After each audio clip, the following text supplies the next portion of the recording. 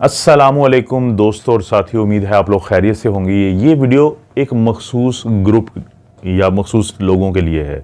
वो लोग जब दूध वाली चीज़ पीते हैं या दूध में बनी हुई कोई चीज़ खाते हैं या वो अपने बच्चों को दूध देते हैं तो उसके बाद उनको ना पेट में गैस बनती है, पेट फूलना शुरू हो जाता है और उनको बाज़ लूज़ मोशन आना शुरू हो जाते हैं, पेट में दर्द शुरू हो जाता है। तो ये वीडियो उस ग्रुप के लिए है या उन लोगों के लिए है, या अगर आपकी फैमिली में ऐसे बच्चे हैं तो उनके लिए है। होता ये है कि हमारी जो छोटी आंत होती है उसके अंदर एक मखसूस किस्म का एंजाइम होता है जिसको हम कहते हैं लैक्टेज एंजाइम। ये जैसे बाज़ औक़ात तो बच्चों में भी ये काम हो जाता है, लेकिन अक्सर ये देखा गया कि जैसे जैसे उम्र बढ़ती है तो बढ़ती उम्र के साथ ये जो लैक्टेज का एंजाइम है ये हमारे इन जो छोटी आंत है इसका बाहर का जो एक बॉर्डर होता है तो उसके अंदर इसकी कमी आती जाती है क्योंकि ये वहाँ पे मौजूद होता है ज़्यादा। अब ये लैक्टेज जो एंजाइम है इसका काम क्या है? हम जो दूध पीते हैं या दूध में बनी हुई चीज़ें खाते हैं तो दूध के अंदर मौजूद होता है लैक्टोज नामी एक कार्बोहाइड्रेट्स है। वो लैक्टोज जो है वो एक डाइसैकराइड है, उसको ये जो लैक्टेज है ये तोड़ता है, यानी एक बड़े मालिक्यूल को तोड़ के दो छोटे छोटे मालिक्यूल बना देता है जिसमें एक ग्लूकोज होता है और एक गैलेक्टोज होता है। अब ग्लूकोज और गैलेक्टोज जो है वो बड़ी आसानी से आपके जिस्म में एब्जॉर्ब हो जाता है, जज्ब हो जाता है, आपके खून का हिस्सा बन जाता है। अब ग्लूकोज और गैलेक्टोज जो है वो छोटे मालिक्यूल हैं बनिस्बत जो लैक्टोज के, लेकिन वो लोग जिनके अंदर लैक्टेज की कमी है, इस एंजाइम की कमी है, तो उनके अंदर ये काम नहीं हो पाता। जब ये लैक्टोज वहाँ पे नहीं टूटे फूटेगा तो ये चला जाएगा आंतों के आगे के हिस्से में, क्योंकि छोटी आंत के जो इब्तदाई हिस्सा जिसको हम प्रॉक्सिमल स्मॉल इंटेस्टाइन कहते हैं तो उनके अंदर ये लैक्टेज एंजाइम मौजूद होता है। अब वो लैक्टोज जिसने अभी तक टूट के हमारे जिस्म का हिस्सा बन जाना था, जब वो छोटी आंत के आगे या डिस्टल हिस्सों में चला जाता है तो वहाँ पे बैक्टीरियाज होते हैं। सबको पता है कि हमारी आंत में बैक्टीरियाज हैं, हमारे साथ वो रहते हैं।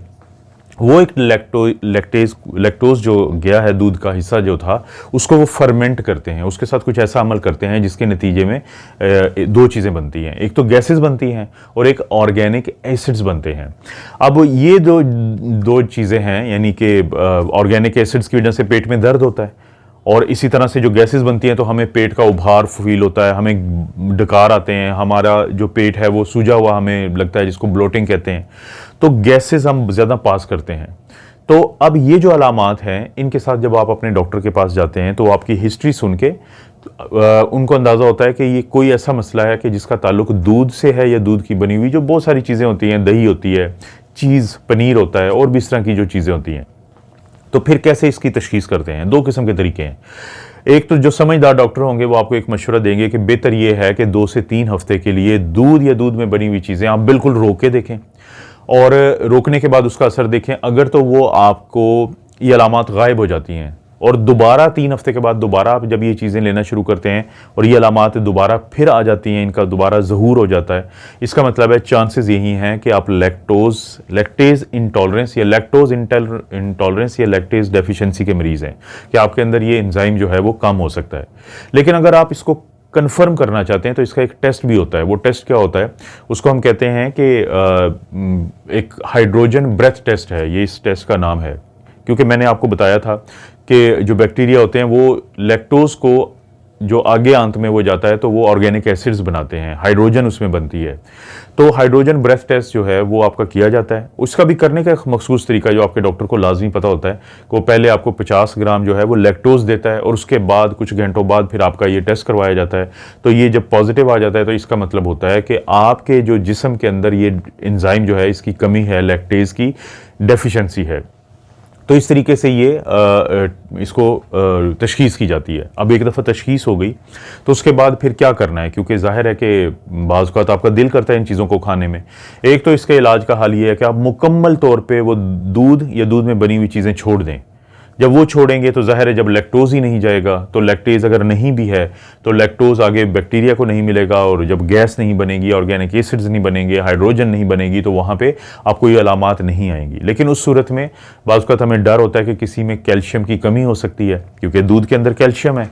तो फिर इस तरह के लोगों को जिनको हम मुकम्मल तौर पर लैक्टोज से बनी हुई चीज़ें मना कर देते हैं तो क्योंकि उनमें लैक्टोज की इंटॉलरेंस होती है, वो उसको बर्दाश्त नहीं कर पाते, तो फिर हमें कैल्शियम कार्बोनेट की जो गोलियां होती हैं 500 मिलीग्राम की, वो सुबह दोपहर शाम देनी पड़ती हैं ताकि उनके अंदर कैल्शियम की कमी ना हो जाए।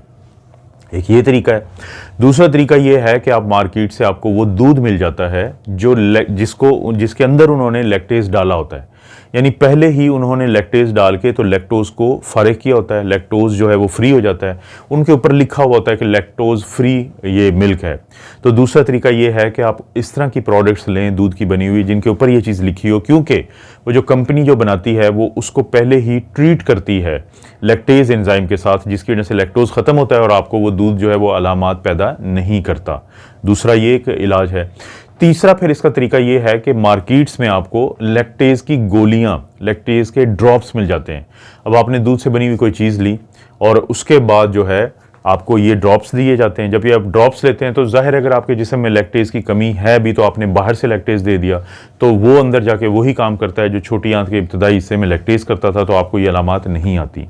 लेकिन दोस्तों ये जो अलामात हैं बाज़ लोगों में बहुत ज़्यादा आती हैं कि कम वो दूध पीते हैं या दूध में बनी हुई चीज़ें लेते हैं लेकिन फिर भी अलामात आती हैं, और बाज़ लोगों में काफ़ी ज़्यादा इस्तेमाल करने के बाद ये अलामात आती हैं। क्योंकि बहुत ज़्यादा अलामात का मतलब ये है कि डायरिया, ऑस्मोटिक डायरिया उसको हम कहते हैं, कि बाज़ लोगों में फिर लूज़ मोशन स्टार्ट हो जाते हैं दूध या दूध की बनी हुई चीज़ें इस्तेमाल करने के बाद। तो हर मरीज़ को तकरीबन पता होता है कि मैं कितना दूध पीऊँगा या दूध में बनी हुई चीज़ें इस्तेमाल करूँगा तो मुझे या मेरे बच्चों को, जिनको भी ये मसला है, तो उनको अलामात आना शुरू हो जाएंगी। तो इसको थ्रेशोल्ड कहते हैं, तो इसलिए ये पता होना चाहिए। तो उसमें क्या होता है कि फिर आपका डॉक्टर ये करता है, आपको इलाज है ये कि वो आपको ये मशवरा देता है कि अगर आपने दूध में बनी हुई चीज़ को इस्तेमाल करनी है दिन में या दूध इस्तेमाल करना है तो वो एक ही वक्त में सारा इस्तेमाल ना करें, बल्कि उसको सारे दिन पे फैला दें, कि उसको आधा कप ले लिया, फिर दोपहर को कोई आधा कप ले लिया या कम क्वांटिटी। तो जब ये आप करेंगे, और इसी तरह से वो दही वगैरह कोई ऐसी इस्तेमाल करें कि जो इस तरीके से बनाई जाती है कि जिसमें बैक्टीरिया जो है वो पहले ही उसको फर्मेंट कर देते हैं, तो उस सूरत में भी आपको बहुत ज़्यादा फ़ायदा हो जाता है। तो दोस्तों ये थी बीमारी जिसका नाम है लैक्टोज इंटॉलरेंस की बीमारी भी कहते हैं या लैक्टेज डेफिशिएंसी की बीमारी भी कहते हैं, ये मुख्तलिफ इसके नाम है। इस तरह की वीडियोस आपको मिलती रहेंगी इस चैनल पे। चैनल को अभी तक सब्सक्राइब नहीं किया तो प्लीज़ इसको ज़रूर सब्सक्राइब करें, और ये जो घंटी की आपको आवाज़ आई है इसको दबा दें ताकि हर नई वीडियो का नोटिफिकेशन आपको मिलता रहे। वीडियो को लाइक ज़रूर करें, कोई अच्छी वीडियो लगती है, किसी और को फ़ायदा देने वाली लगती है तो शेयर ज़रूर कर दीजिए करें। आप अपना और अपनी फैमिली का ख्याल रखें। अल्लाह ताला आपको और आपकी फैमिली को हर किस्म की बुराई, बीमारी और आजमाइश से महफूज रखें।